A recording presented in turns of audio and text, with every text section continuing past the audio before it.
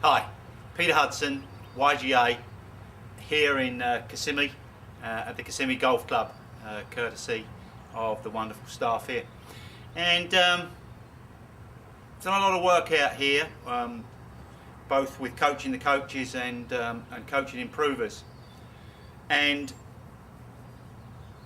it's very easy for golf coaches to shower you with information about what you should and shouldn't be doing.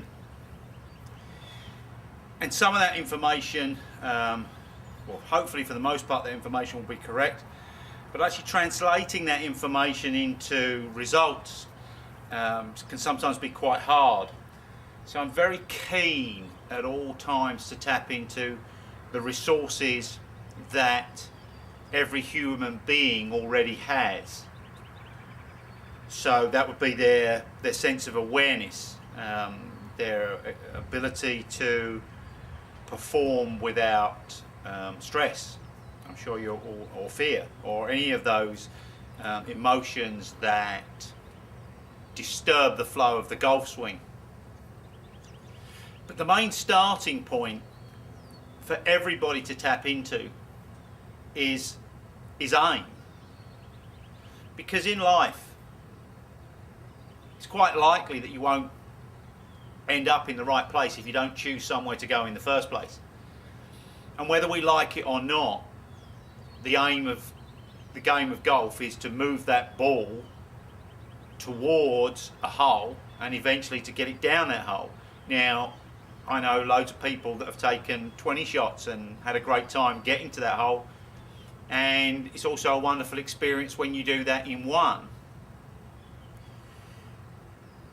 But in each moment in time, whether it be 20 shots or one shot, the more precise we are about knowing where we're going, then the better we can plot how we're going to get there, what that journey is going to look like and feel like, and to some degree sound like. So what happens when we aim correctly? What would be correct aim? What would be our target? I'll talk to you about some other aspects of that, but the main thing is that each and every target is as small as a pinprick. Now, I think the first thing that we need to say is that we don't expect you to hit that pinprick, and very few golfers ever hit that pinprick on a regular basis. What we're saying is the process at aiming at a pinprick taps into those resources that you already have. So we have to aim various things at that. We have to aim the club face at that particular target. We have to aim ourselves at that particular target, particularly the shoulders. We have to set up our hold so that when we release it, it will release the club face in that particular direction. So the more precise we are in that aim in the first place, the better off we're going to be. There was an article written a while back by some golf psychologists, may have been sports psychologists, suggesting that those people that were having trouble with putting, it was mainly because the anxiety brought about missing, and they suggested that people aim at a dustbin lid.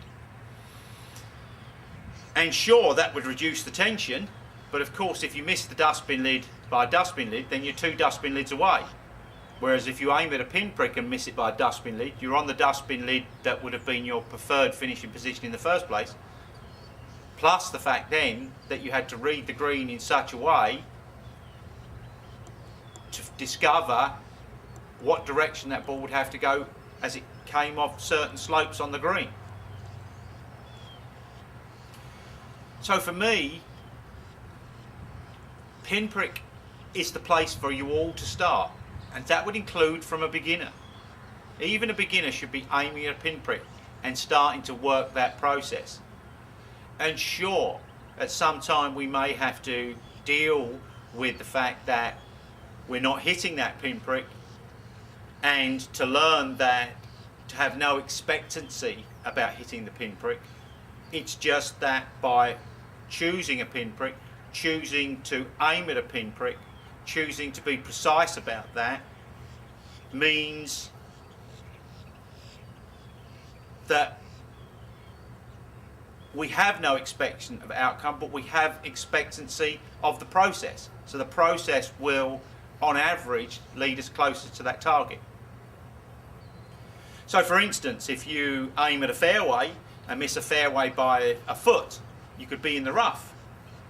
But if you aim in the middle of the fairway and miss it by 20 yards, you may still be on the fairway. This is just maths, if you like, statistics.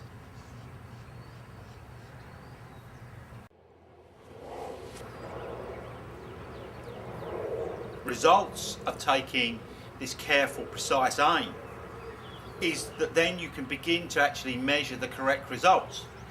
Because if one shot the club face is open 5 degrees, the next shot 3, the shoulder's aiming 10, right, then the next shot they're parallel, then you're not getting any real feedback or understanding of actually what your swing is doing and how your mind might unravel that at an unconscious level. So as soon as you take careful aim, you can then get feedback on the last shot, on the consistency of your delivery.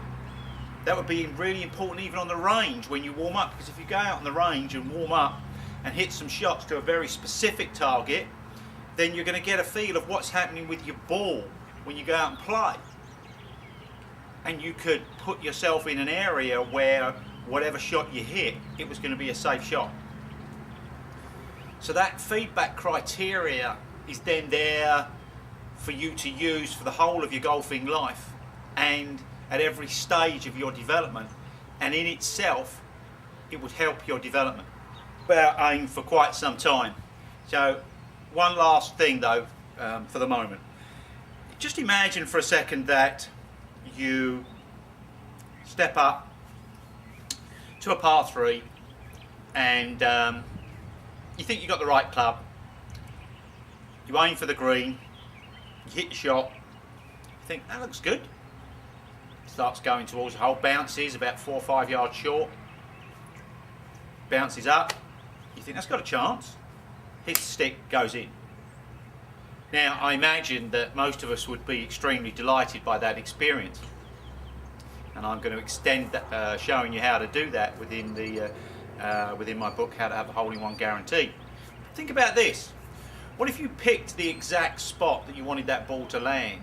You imagined the ball flight from start to finish, what it was going to look like, what it was going to sound like, how it held up into the sky, what it felt like as you hit it, what it sounded like as you hit it. You picked the spot that it was to land because you knew from there it would break 1 foot to the left, and within 6 foot it would come to a hole in the hole. And you saw all that shot.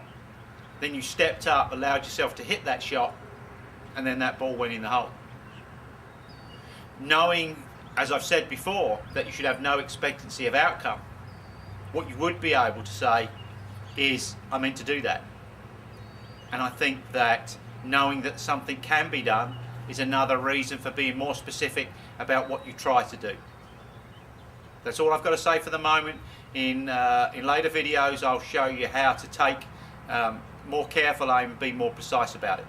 Thank you.